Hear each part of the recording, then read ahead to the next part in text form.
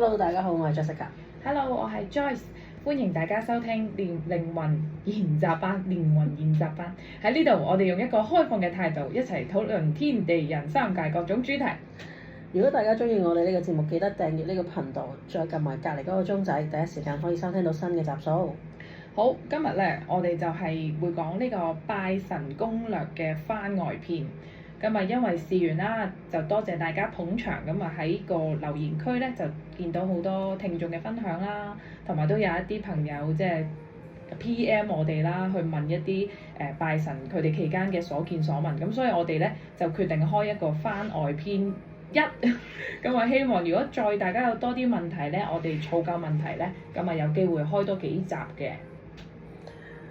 咁啊，拜神嘅番外篇，我哋會講啲咩啊？我哋可以逐個 go through 一下我哋見到嘅問題啊。都好啊，因為每一次拜神都係一個好新嘅、好新奇又刺激又有趣嘅一個體驗嚟嘅。因為你總會見到啲大開眼界嘅情況㗎，唔知點解次次都係咁嘅。最緊要唔好激親自己咯，呢個都係修行嚟嘅。哇！真係好搞笑㗎，佢哋我唔知道其實佢哋去拜神其實係咩心態嘅。因為你其實去拜神係祈求神嘅庇佑㗎嘛，咁佢哋祈求神嘅庇佑咧就好似急唔得切，一定要嗱嗱聲即刻去衝上前走去拜神咁樣樣，但係即係然後就噏晒自己想要嘅嘢，就罔顧人哋隔離身邊發生緊咩事嘅喎，好得意嘅喎佢哋。係啊，你都有喺你都之前喺 Threads 咧見到有個 case。咁就即係有啲人喺個 Threads 度分享一啲不愉快經歷，咁就佢咧就話喺某個觀音廟拜，我哋會擺翻喺嗰個 video 上面咧，大家都可以參考下。係啊，其實呢個都唔係幾好嘅經歷嚟嘅，真係我都戥個案主好陰公嘅陰公真係。係啦，咁嗱詳細可以大家停低慢慢睇啦。咁我喺度深噏一下咧，其實佢就去咗某個觀音廟拜神。咁簡單啲嚟講咧，就係有另一個善信咧，就攞住咗成紮已經點着咗嘅香燭咧，就行得好埋，而且我估佢啦，就應該就向下即係揸住，好似即係佢冇特別舉起。咁就咧，竟然咧係燒穿咗嗰個分享呢個事情嗰位女士，應該係女士啦，嗰個褲啊，直情佢話辣傷咗佢。咁佢嘗試去同廟宇嘅職員反映啦，但係佢哋好似就冇乜點樣去處理咯。咁成件事都係即係好無辜辜咁樣就不疾而終嘅，無疾而終咁樣。其實去廟拜神咧，你嗰扎香咧係真係要好小心嘅，你真係要拎起佢，因為你係周圍行噶嘛，同埋咧有啲人咧，我唔知點解咧，佢哋拎住紮香咧，好似行街 shopping 咁樣樣，喺個廟度放低隻手就周圍行噶喎。哇！我每一次望住我就要避開，望住晒啲香喺邊度。係啊，其實都係一個好自私嘅行為咯。即係當你自己即係左手好右手好揸住紮香，你就梗係可以避開，你個頭可以擰開，唔好聞到啲香，即係嗰個弓鼻啊嘛。你亦都可以，亦都唔會辣到自己嘛。係啊。但係其實你咁樣嘅行為，你完全係一個危險嚟㗎，一個 danger 嚟㗎，係行走嘅 danger 喺個廟。其實真係好唔建議帶小朋友去㗎，因為小朋友係會周圍走㗎嘛。咁佢又唔理喎，佢又驚喎。見到啲大人拎住啲香咧，可能其實有時佢哋放低咗個高度就同個小朋友個高度係差唔多係一致嘅。哇！佢哋係唔知可以點樣算，佢哋係好恐慌嘅啲小朋友。係，所以即係呢樣嘢真係要好留意。希望大家去拜神嘅時候，其實每一個細節咧都要好留意，因為其實當你一入廟嘅時候咧，就會有職員喺個廟嘅門口啊，就作為一個登記啊，呢個善信幾時嚟過。你要講清楚係咩職員啦。Okay. 人哋以為真係有個人企喺度。廟裏邊嘅大神嘅嗰啲叫咩？夥計啦嚇，係啦，佢就會喺個廟嗰度咧，即係會登記有邊個善信嚟過，做咗啲乜嘢，擺咗啲咩供品，跟住然後佢有冇做咗啲咩唔禮貌嘅嘢咁，其實真係每一樣嘢都會記錄在案嘅，包括你嘅衣着啊、打扮啊等等咁樣。咁所以我見到有啲女士去拜神嘅時候，哇！嗰條裙真係短到啊，即係我覺得係拗頭啊！你去拜神點解會着條咁短嘅裙嘅咧？係啊，或者夏天會見到背心仔咯。係啊，即係袒胸露臂咁樣。露埋臍咁樣樣。即係我唔係好明啊！你去拜神係一個即係一個宗教嘅地方嚟㗎嘛？咁你知道宗教地方有一定嘅規矩咁，應該我估你應該都知㗎嘛？即係我咁諗啫。咁點解可以着到咁樣樣去嘅咧？真係唔係好明。嗯。跟住有試過咧，即係嗱，你即係我唔記得上次有冇同大家分享嘅就係咧，當我哋化寶嘅時候咧，總會有啲人咧喺隔離左右咧就好心急咁樣搶住要用你個爐咧，即係唔係用你，即係唔係你個爐啦。總之你喺度化緊寶嘅時候，佢就搶你嘅位置，走去借你個火，即係有試過㗎。我點緊個爐，咪點緊嗰個祭品，跟住然後有人走埋嚟就借我個火就燒佢個籤文喎。佢仲要籤文去掉，係啊，掉垃圾。係咯，喂，咩事啊你做乜嘢啊？你嚟拜神㗎嘛？你唔知道要帶火機嘅咩？即係係啊，我都見過啊！即係點咗對燭咧，啲人就喺我個燭上面點香咯。你都經常發生，啊、我諗大家都經常發生，啊、或者會唔小心點咗人哋。如果你哋未識嘅話，即係你哋未認識呢個禮儀之前。哇！嗰次啊，開年嗰陣時啊，哇！我開年去，即係我開年每一年都會去拜神㗎嘛。哇！嬲到我死啊！咁嗱，你知道即係我哋去開嗰個廟咧，每一年咧佢都會將嗰啲即係喺個廟出邊就會擺咗個好大型嘅點燭嘅爐俾大家裝蠟燭㗎嘛。因為你即係如果太多善信，你入到去裝蠟燭係會旺爐㗎。唔知你知唔知咩叫旺爐？唔知道。旺爐嘅意思即係你已經插咗太多香骨或者太多蠟燭喺嗰個爐上面，已經蓋過咗佢能夠承受嘅範圍，跟住佢就會着火，所謂叫旺爐。哦，所以就係有啲姐要幫手，即係掹走啲香咯。冇錯啦，就好似有啲我試過有一個客咧，佢個蓮花燈寫咗好多個願望。呢個好似已經出咗名㗎啦。跟住就旺爐咁形式咁就出蓮花燈着咗火。所以真係建議大家盡量等，首先你點蠟燭嘅，即係點燈嘅時候咧，一定要係安全可見嘅範圍裏邊先好做呢樣嘢，即係唔好諗住點一盞燈就走去瞓覺啊！即係好多啊，跟住點一盞燈就走出去啊！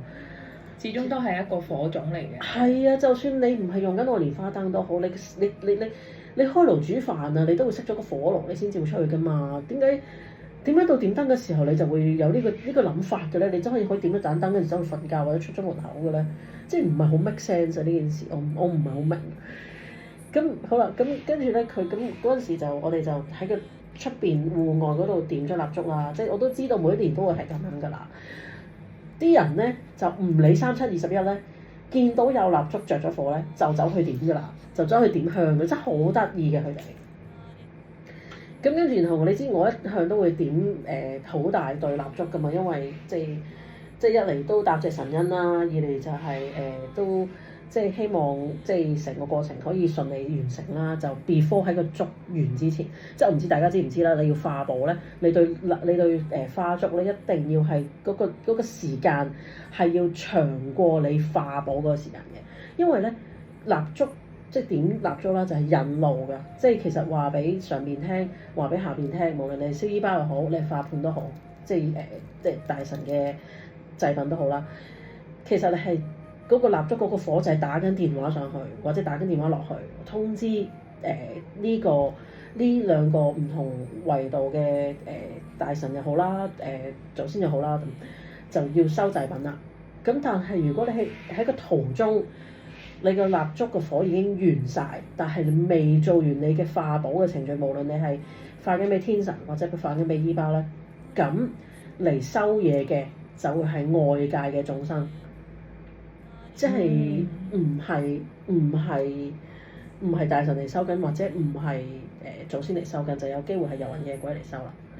咁有機會有咩危險咧？就係容易化緊寶嗰個人好容易被附啊！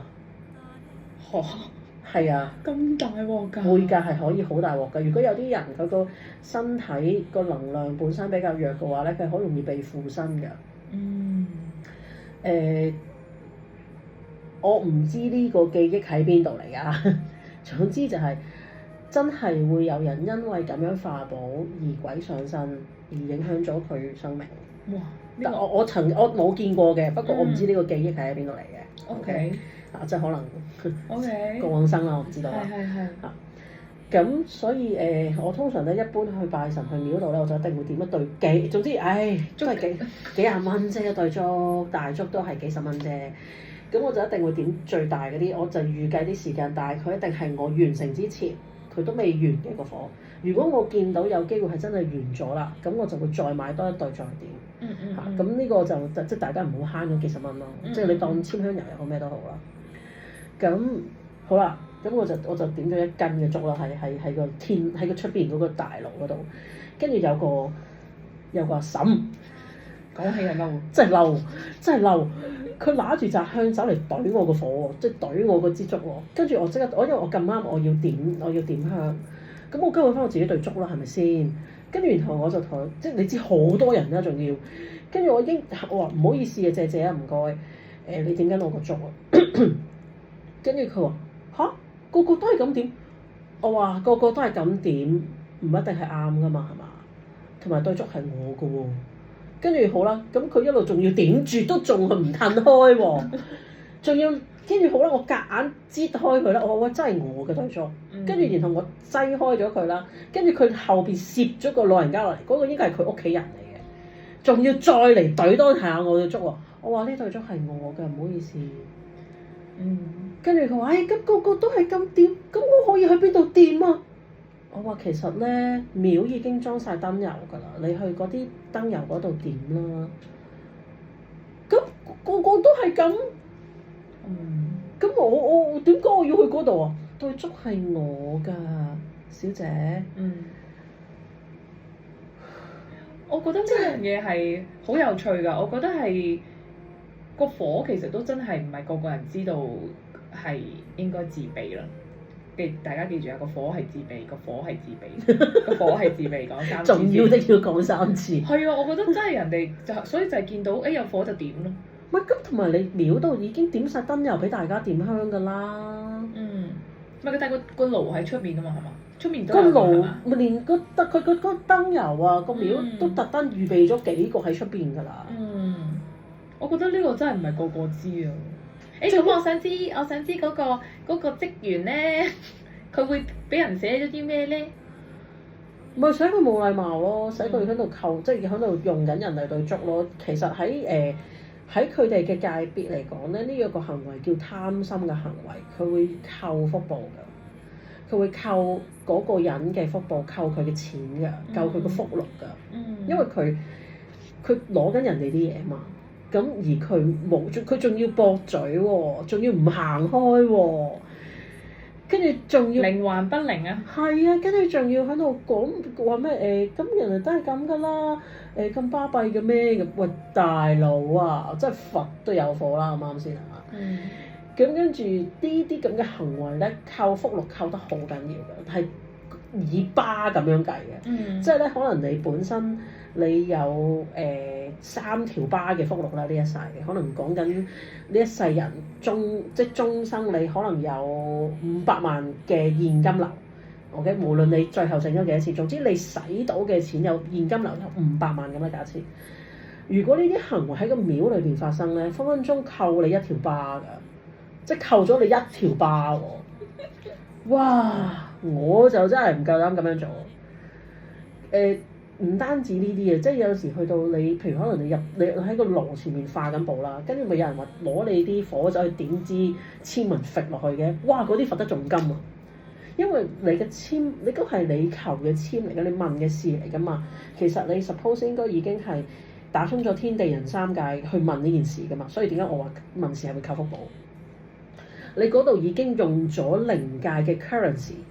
即係你嘅福報換咗個答案翻嚟啦，跟住然後你仲要用一個咁冇禮貌嘅方式去處理呢個答案，咁係扣多個 double 㗎。即係可能你為咗問呢件事扣咗你1格仔嘅血，咁樣1格仔嘅疤咁樣，咁跟住你咁樣做咧，佢扣你5格都得㗎。哇！咁我想問呢啲即係如果有呢啲求咗啲符啊，即係咯嗰啲性咧，咁應該點樣處理啊？唔係咁嗱，首先係咁樣嘅。你問呢個時候，你問呢個問題嘅時候，你梗係你問嘅時候咧，本身你好渴求答案，所以你嘅態度會好好噶嘛，正常㗎係咪？即係你都會，哎呀，誠心係啊，即係哎呀，大師啊，你解俾我聽啊，我而家幫我係啊，解俾我聽，我而家呢個問題咁。你問嘅問題嘅時候，你就咁誠心，到你人哋解答咗你嘅問題，你就揈咗佢，揈落人哋個火度。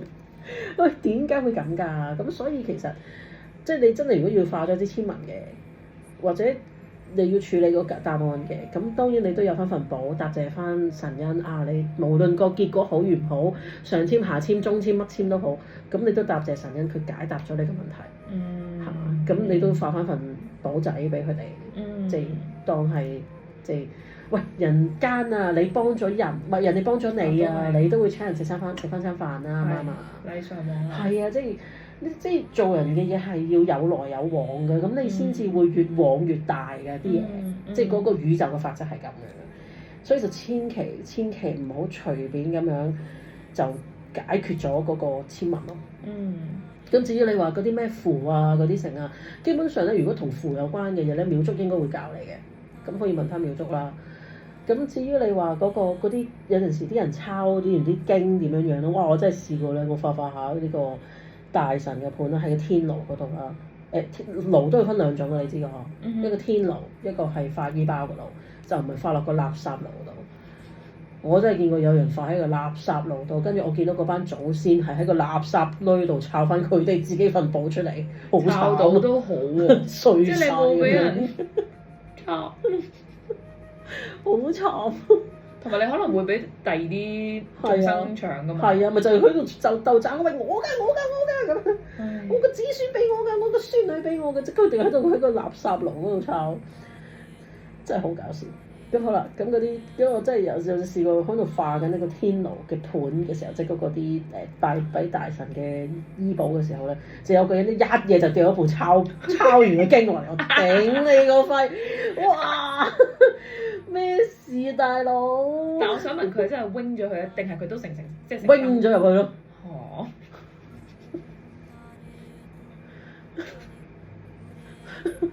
唔能夠理解佢個心態咯。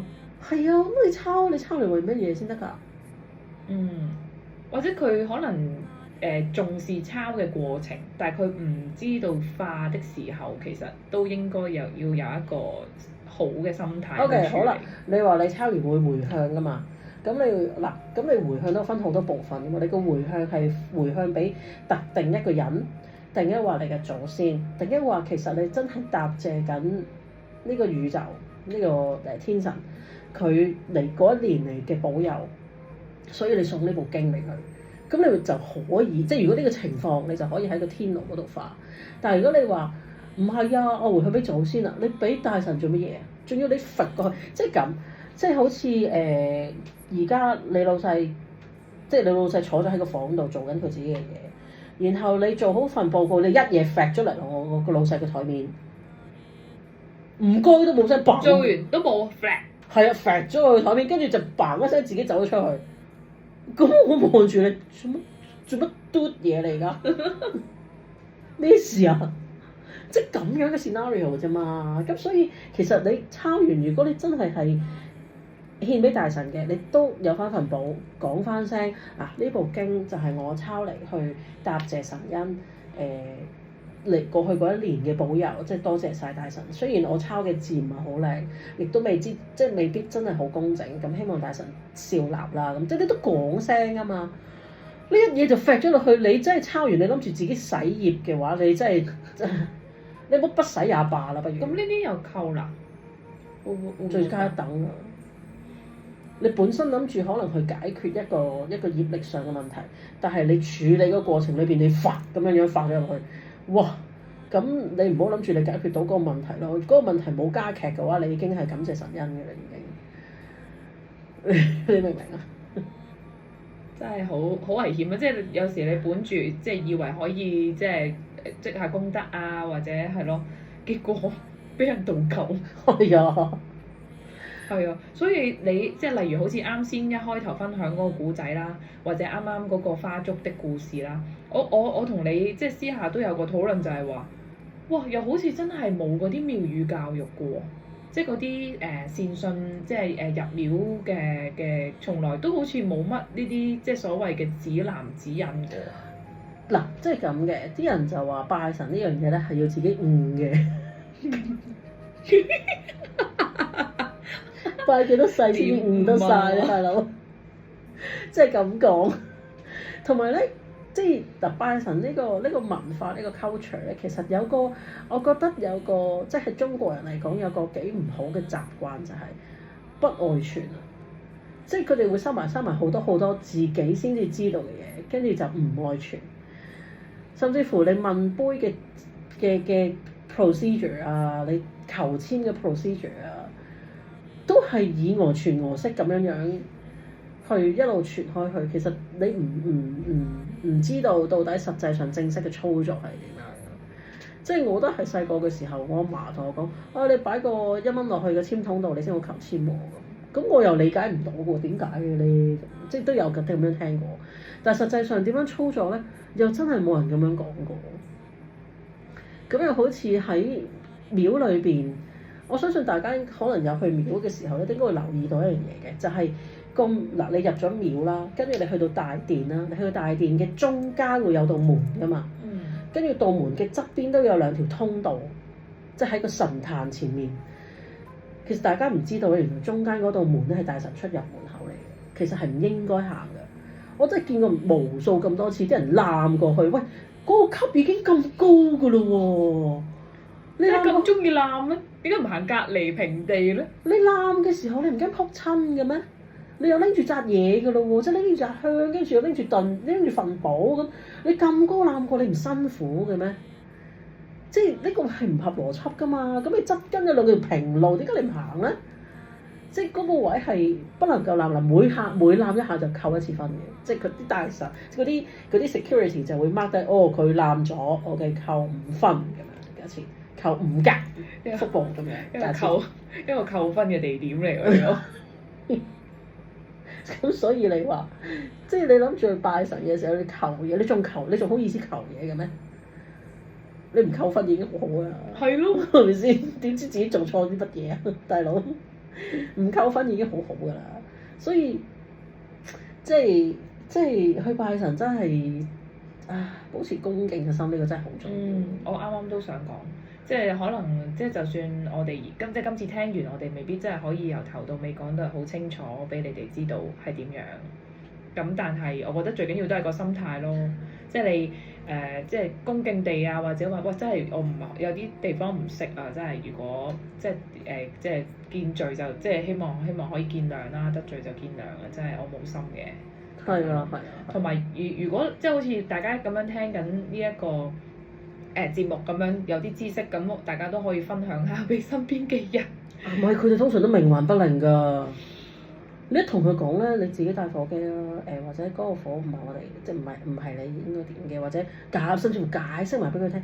我話其實咧唔應該用人哋啲火嘅，因為係會即係會幫人哋計後香燈，同埋你係會即係對你嘅運程唔係咁好嘅。佢哋都唔聽，係㗎咩？邊個講㗎？同埋我覺得你正話嗰個點，即係嗰個點你嗰個嗰對竹嗰個。好搞笑咯！即係我覺得你第一次我當你無知，我估扣分專員會咁諗啊，都係邏輯啫。第一次你無知，但你繼續 keep 住，你同佢講話都係唔得，再點，只要你話唔得喎咁樣，揾第2個屋企人嚟再點，哇！簡直嗰個扣分仲唔好似 compound interest 咁樣升。係啊，因為你 keep 住你係咯，你唔改變啊嘛，你 keep 住自己啱，keep 住自己啱，覺得。係啊，呢樣嘢真係唔係講笑，真係。我諗佢嗰次佢哋啱啱得到嘅答案，佢就話扣咗2條巴嘅福報。嗱，即係頭先所講啦，當3條巴係500萬咁樣計啦，2條巴大家除，假設係咁樣。咁唔係淨係講錢嘅福報喎，仲有健康咧，係嘛？仲有你食嘅嘢咧，呢啲全部都都係你曾經過個生積累咗好多而留翻嚟儲到落你今世嘅喎。嗯，真係唔係講笑，真係。好啊，咁我哋就真係解答一下留言區嘅問題啦。係啦，咁有一個朋友咧就係問有關香嘅形態嘅，咁佢就話 Jessica， 我想問下用沉香拜神，但係咧嗰啲香灰咧好直咁樣留喺支香上面，即係冇跌，我諗佢係即係冇跌到出嚟啦。咁即係咩意思咧？有機會支香有雜質嘅。如果佢支香唔係純沉香咧，係有機會有啲黏膠黏住咗，咁佢就一路都唔跌咯。有機會係咁樣啫。咁但係你話唔係啊？佢係靚香嚟㗎，全嗰個沉香嘅比例係好高㗎，即係可能講到差唔多全支都係。咁有機會可能係嗰支沉香嘅質地真係好靚咯。因為通常咧香嘅形態咧如果大神真係歡喜或者佢哋真係收到咧，佢個香嗰個形態係會攣咗㗎。哦，好似有個勾仔咁樣攣咗落嚟，係啊，即係代表佢嘅心意，佢哋收到啦，咁樣咯，即係都有呢個説法嘅。但係我就冇仔細去睇係咪真係呢個意思，因為點香嘅人諗緊啲乜嘢，同嗰個香個狀態，同大神係咪真係收到咧，係好 case by case 啊。因為有啲人可能佢真係好誠心咁樣做，都唔出奇。咁然後佢透過香嘅形態話俾你聽，佢收到都唔出奇。因為我以前都有試過嘅。咁我之前用另一隻香嘅時候都有試過呢個狀況。咁 so far 都真係嗰年都幾順嘅。如果真係做到咁樣。即係你嘅意思係佢係即係靚香嘅前提，佢就彎咗啊？定係好似喺個香頭，嗰啲香灰一路燒落去㗎嘛。咁你啲香灰冇跌落去不特止，你仲係有一個彎咗嘅少少微彎，好靚咁樣，好似開花咁樣嘅形狀。咁就即係代表大神歡喜啦，收到啦咁樣。明白。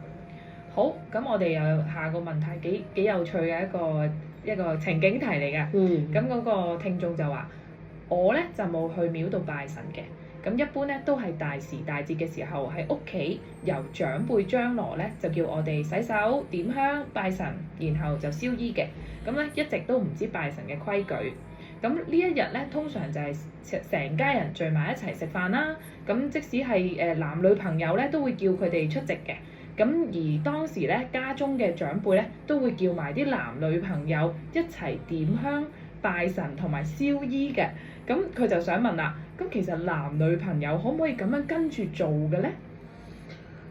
嗱，首先屋企拜神咧，咁可能係祭天地啦，即係喺屋企一個小小嘅形式啦。有機會就即係祭埋土地啊，五方十六兄弟啦咁。咁呢個係其中一個 scenario 啦。咁另一個 scenario 就係其實屋企係冇大神，冇土地，純粹係祭鬼嘅情況都有嘅。即係喂都冇飯開，你有拜神咁，你有飯開咪過嚟食咯咁。你問我裝唔裝香咧？咁嗰次我係有一個體驗嘅，就係去咗人哋一個開年嘅儀式，咁我就去即係邀請我去睇咁，即係邀請我去一齊參與。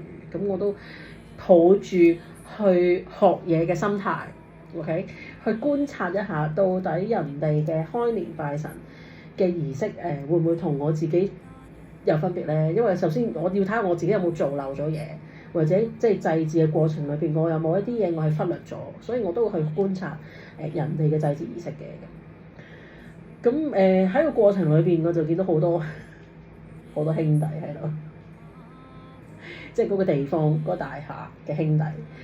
咁都唔點講咧？唔係太友善嘅，即係好似大佬 feel 啦嚇，有少少大佬 feel 嘅。咦？咁不過想問你嗰個拜神嘅儀式係一個家族嘅拜神啦，定係商業定係？商業係啦。咁跟住我就咦咁多，即係我見到啲祭品擺晒喺度啦，即係包括啲豬啊、雞啊、牛啊、羊啊嗰啲，即係嗰啲平時拜神嗰啲物品啊，跟住仲有啲糖啊咁樣樣，咁仲有啲即係金銀衣紙啊咁樣樣，咁我就一路觀察周圍嘅環境啊、氣場啊、能量嘅變化啦咁係唔舒服嘅，因為我唔知道，因為我首先我喺度觀察緊，咦咁樣拜神 OK。即係話咧，我下一次我自己做我自己嘅時候咧，我可以做啲乜嘢，即係加啲乜嘢上去咁樣。咁跟住然後一路咁佢哋就享用緊個祭品啦，咁即佢哋係享用緊嘅嚇，所以拜完神嘅祭品我都唔食嘅，都有晒口水㗎啦。咁啊跟住之後咧就到佢哋裝香啦，咁跟住咧我就感覺到咧就係、如果我其實我唔係好想裝嘅嗰刻，因為我平時係拜開神㗎嘛，即係拜開天神啊或者佛菩薩嗰啲咁樣。咁你話如果要裝香俾大佬咧，我就覺得好似有少少有違咗我本身嗰個宗教嗰個概念。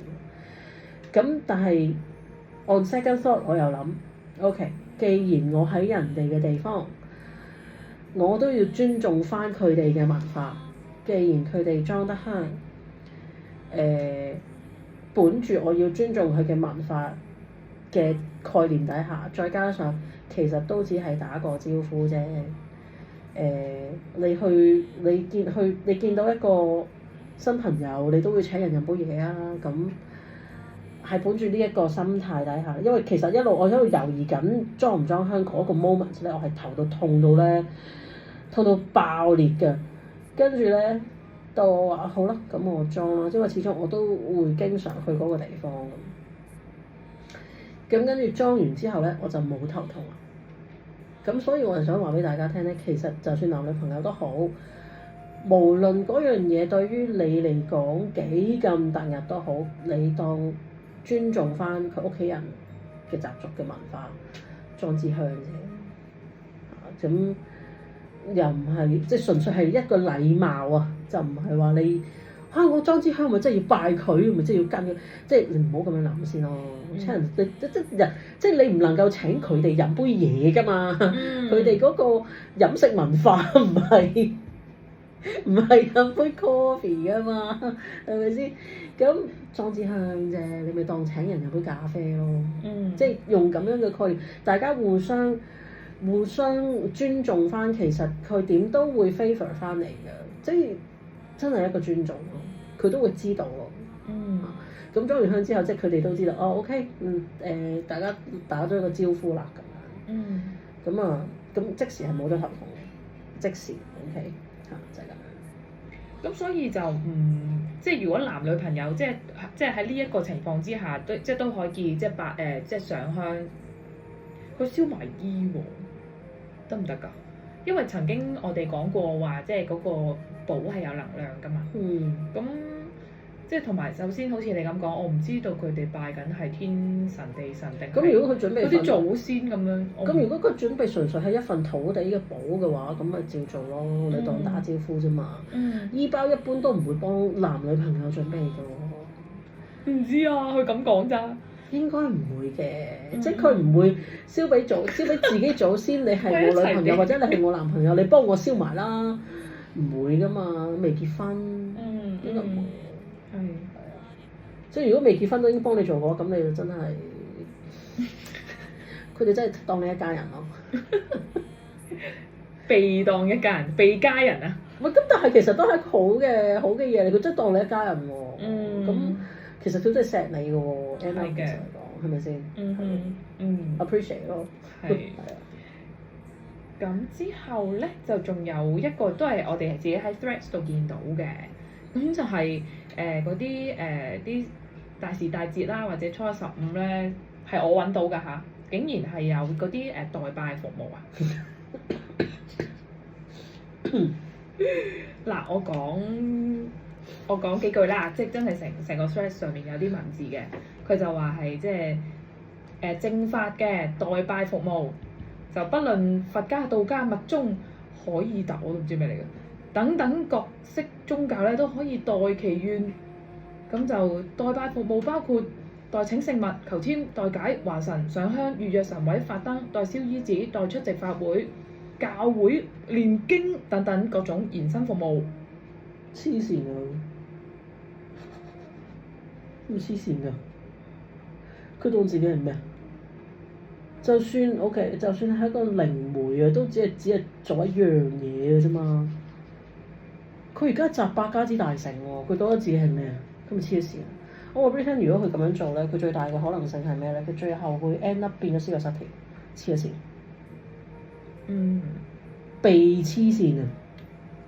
佢好危險㗎 end up，佢唔會冇咗自己嘅靈魂，佢入邊會裝咗好多唔同嘅配件，24個 Billy 咁樣。係啊，佢搞到自己啲能量彎晒㗎，佢冇人學。基本上就算我唔睇佢個咩先，黐線我吞咗落佢個台度，我反胃。即係我想話俾大家聽，OK，一個人咁樣嘅咧，即係齊天大聖都唔得啦，佢72變都唔夠，咁唔會咁樣玩啦，啱啱先啊？你何德何能可以做到咁樣啊？大佬，你一個人嘅身體其實咧，喺靈魂嘅角度咧，每個人翻嚟咧都有一啲課題係要修嘅，每一次都係會有一個好重要嘅課題。OK， 點解咧？因為我哋嘅肉身係有限嘅，雖然我哋嘅靈魂係可以無限，但係我哋嘅肉身係有限嘅，因為我哋始終都會受到呢個物質嘅限制。即係話你都唔能夠一日懟10包煙懟一世㗎嘛，即係你有個肺會有佢嘅限制㗎嘛，係嘛？我就算我當你好中意食甜品啊，你一日你都唔可以一日食10個 cake 啦，係咪？唔 make sense 㗎嘛。所以佢仲要咁樣玩我，真係嗱，我唔知有冇人幫襯佢嚇。嗱，我又覺得咁講，即係真係有市有價咯。即係如果佢出得，我覺得即係 I mean 佢出得呢一個咁樣嘅即係advertisement。唔好啊，我咪要吞到佢啊，走開啦，唔關我事啊。即係咁，即係佢，我 feel 到嗰啲 energy 但即係出得呢一個廣告就係即係一定有呢一個需求，我意思指總有啲傻豬豬。即係因為任何原因，即係因為佢唔喺香港，定係點樣？我其實我都唔明點解會有人需要代做呢件事嘅。咁如果佢真係唔喺香港，嗱，好老實講嘅，衣紙係有能量咁，我哋上次係咪有講過？係有講過。係咯，咁你有能量嘅嘢，如果嗰樣嘢係代表你嘅錢，即係譬如好似金銀、好似受金呢啲，係代表緊你嘅錢嘅時候，你會唔會俾人摸你啲錢啊？你唔會㗎嘛？你點知佢會唔會偷咗你啲錢啊？係咪啊？即係一樣啫嘛。摸你幫你代拜嘅人，摸緊你嘅衣紙嘅人，你點知佢過手嘅時候，佢後邊嗰啲嘢會唔會取咗你嗰個衣包嗰啲錢嘅能量啊？啱唔啱先？即係我就當嗰個人做開㗎啦，專業㗎啦。咁你點知？冇過到手啦，係咪先？即係你唔知啊嘛。咁所以我都會建議最好就係自己拜嘅。再更理想嘅就最好自己做衣包。以前啲人都係自己接㗎啦，衣包邊有咁多代拜代做嘅啫？冇咁多㗎。你以前自己按住自己嘅心意買完翻嚟就自己起衣包，自己砌咁樣，咁係最好嘅，因為你咁樣先確保你衣包嗰個能量係屬於翻你自己，同埋自己祖先先至可以攞到。同埋砌衣包都有啲格式㗎嘛。咁如果佢哋砌得唔好，或者擺一啲雜質落去，咪影響咗個衣包嗰個 quality 咯。即係所謂嘅雜質嘅意思就係、是，可能佢嘅衣紙嗰個成分裏邊有膠，咁佢哋係收唔到嘅。就好似我哋拜四角嗰集講過，唔同衣紙嘅質地同埋嗰個能量都唔同。係啊，即係當然你話心意買啲蝦餃燒賣，搭串魚蛋，跟住小部 iPad， 即係純粹滿足洋人嘅心意咯。其實祖先佢哋要嘅唔係呢啲咯。所以講到最尾，即係都係即係唔好假手於人啊！即係做呢一啲，因為一切都係講即係心意啦，同埋你個意念，你究竟諗緊啲咩咧？即係你究竟係咪真係想做㗎？你想做，不如自己做就最有誠意咯。嗯，係啊，係啊。好啊，咁我哋今集呢一個拜神攻略嘅番外篇咧就嚟到呢度。如果大家仲有任何嘅問題咧，咁都可以喺留言區度話俾我哋知嘅。係啊，因為其實咧，對於我成日同阿 Joyce 講，我唔知道大家唔知道啲咩㗎，因為對於我嚟講，嗰啲係我已經知道，我以為係 common sense 嘅嘢，咁原來好似頭先咁，你提我咩職員嗰部分，我都唔知道原來係佢好快就話個門口有職員，咩職員啊？因為對我嚟講，因為係即係我 common sense 嚟㗎嘛，我見到㗎嘛，咁原來係喎，原來你哋唔知㗎喎，所以係啊，要解釋翻。冇錯，所以你哋要留言話翻俾我哋知，記得share 我哋個頻道啦、留言啦，同埋讚好我哋嗰個 channel 咁樣。係啦，如果記得就撳埋個鐘仔啦，咁我哋每次有新嘅集數，你哋就會即刻知道啦。咁我哋下次再見啦，好，拜拜。拜拜。